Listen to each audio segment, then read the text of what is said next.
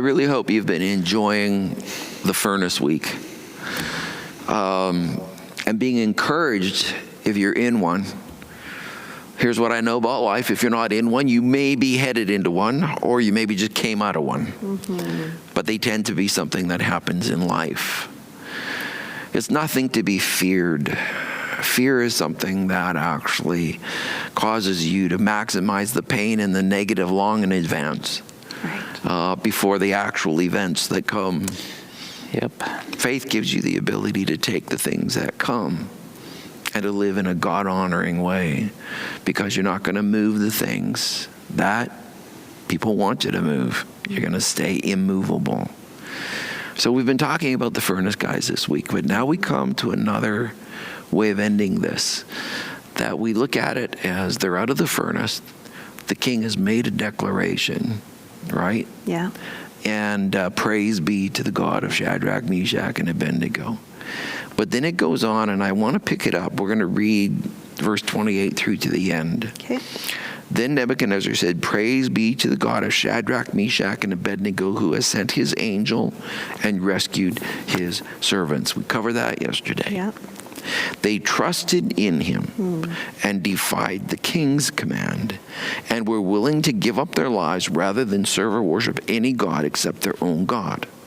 Therefore, I decree that the people of any nation or language who say anything against the God of Shadrach, Meshach, and Abednego be cut into pieces, and their houses be turned into piles of rubble. I think we've heard this before.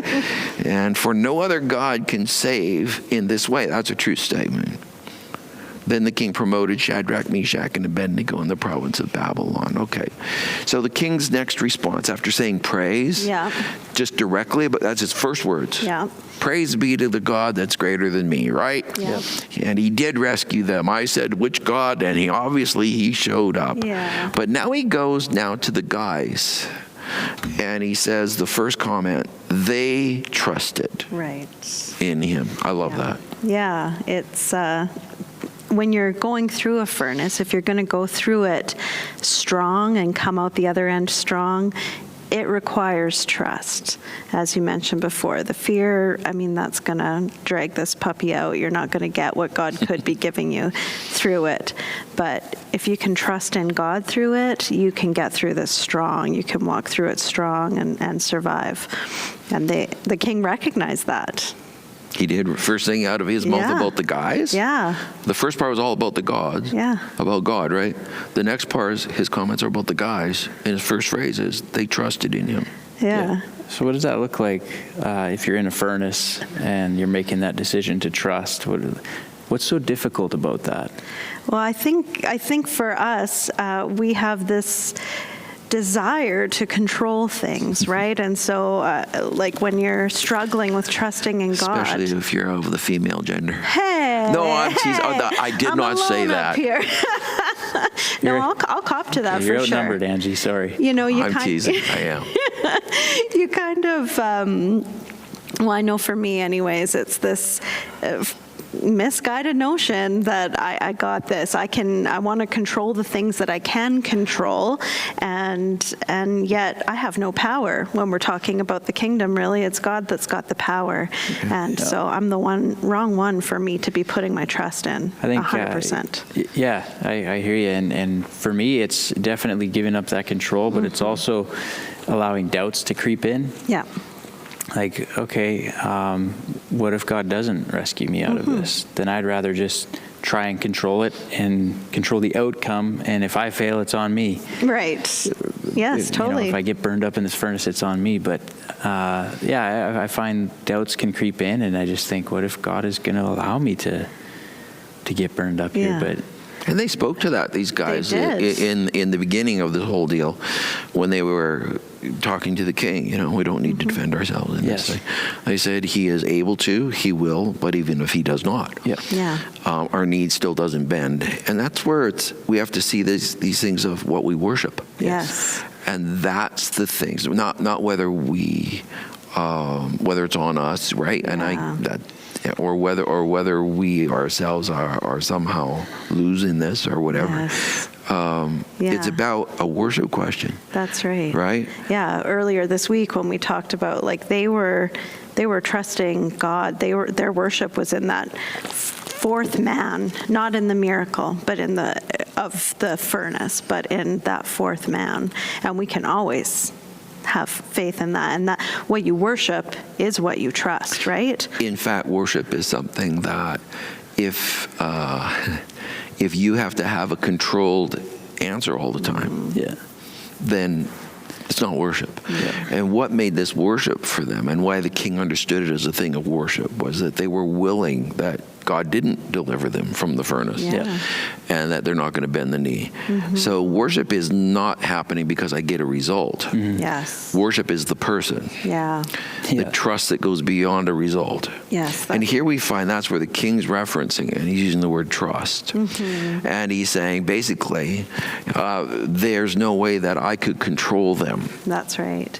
I didn't control them. They didn't let that happen. Yes. They were under the control of their God because their worship put them there. Yep. Yeah, their lives were totally given over to the worship of God. Exactly. And this evidenced that. And he, being not godly himself, saw that and honored that.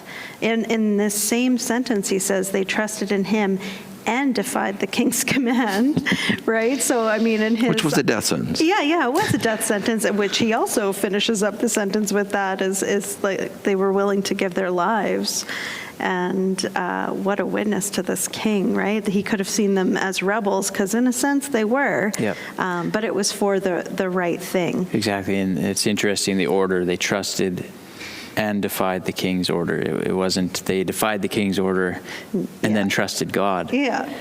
It was they understood that this was a moment where they couldn't bend. They just, there was nothing they could do. They had to defy the king because they trusted God. That's exactly, it put them right into that collision, their trust, right? If they wouldn't trust God, they wouldn't have that collision. That's right. So they actually did that. And then the cool thing about worship, too, you guys, another point on worship is ownership. So it's that God owns my life. So he's saying they were willing to lay down their lives. Well, it wasn't decided at the furnace that God owned their lives was there, because we see the worship that had been a part of their life right through. That's right. When you know who owns your life, Bible says we are bought with a price. Yes. Right? We're God's. Yeah. And that means that once you really get it as a believer in Christ, your life's not your own. That's right. You've given it to Christ. Yeah. He owns it. And that's where that control word can come in too, right? This is why this was a matter of worship. And the king was saying, I want to own you. And they were saying, we're already pre-owned. Yeah. Pre-bought. That's so sad. Sorry. You can't. Yeah, and so neat to see this journey in the king's heart of recognizing that, not punishing it. In fact, he promoted them. And, it's not yet. He's not given his life over to God yet, but it's in the works, and it's a beautiful thing. Yeah, he's still on. He obviously now believes in God. He does. Because he's declaring this, and he declares where it's a funny kind of thing, but I decree that the people of any nation or language that say anything against the God of Shadrach, Meshach, and Abednego will be cut into pieces. Here we have, on the first part of that, he's saying, yeah, there really is a God, guys, and I'm witness to it. I saw the fourth man. I know there is a God, but he might have just been using a big megaphone to be saying this too also. But I'm not very godly yet. Because I'll cut you to pieces and I'm going to destroy your houses and put you into rubble if you say anything against that God. I see God being like, yes, he's getting it. He's getting it. But this so was close. his... Yeah, I don't think there was any surprise, but it's fun to think about. It is fun to think about. But this was his really structure, right? When he was deifying himself, he operated out of power and fear. And so he's seeing seeing that there really is a God, but it is a recognition of this raw power of God, and he doesn't yet get the grace and the love and all that. So he's doing it at the level he can understand. That's the system that he's He saw a God that can deal with fire. Yeah, exactly. And so that's how he's always understood power. Exactly. Right? But here now we're in a position where he does make this declaration, and it's not purely political. Obviously, there's going to be mixed motives. Yeah. But he has been stunned this day. And I do love his response, because he could have, as I think Brent has made and Angela both made this point, that he could have played games with this. Yeah. And he didn't play any games with it. He didn't turn it into, well, I'm gonna marginalize these guys. This one day wonder will be over in 3 weeks, and then things will be back to normal. I'll reassert my authority. He didn't do that at all. He instead went the opposite way and saying, I'm making declaration. There is a one true God, and it ain't me. Yes. And it went out to the empire. And then he promotes Shadrach, Meshach, and Abednego in the province. He gives them actually a promotion up. And that tells you, again, he really wasn't going to marginalize them for that day or bring any kind of subtle punishment with time. Yeah. He wasn't going to do anything. There was no games. Yeah. It was, no, I'm serious about this. And he brought them in. By the way, I'm sure there were some political motivations there that said, these three guys got an in with this fourth man. They got his ear. I want him close. I want him close. But I don't think that was the core motivation. The core motivation, I believe, was he was stunned that day by that fourth man. And this was the only appropriate response. He understood power. He understood authority. And he saw one greater than him. Yeah.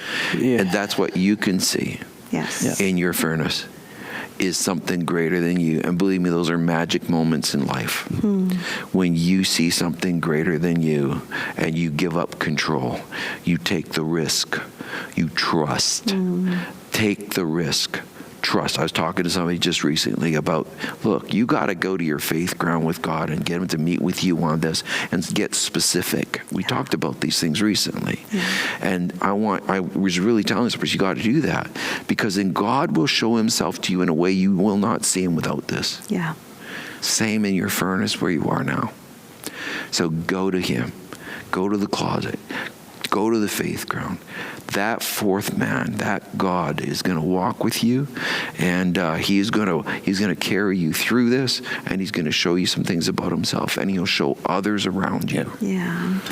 I promise you, he will do that, because when you trust,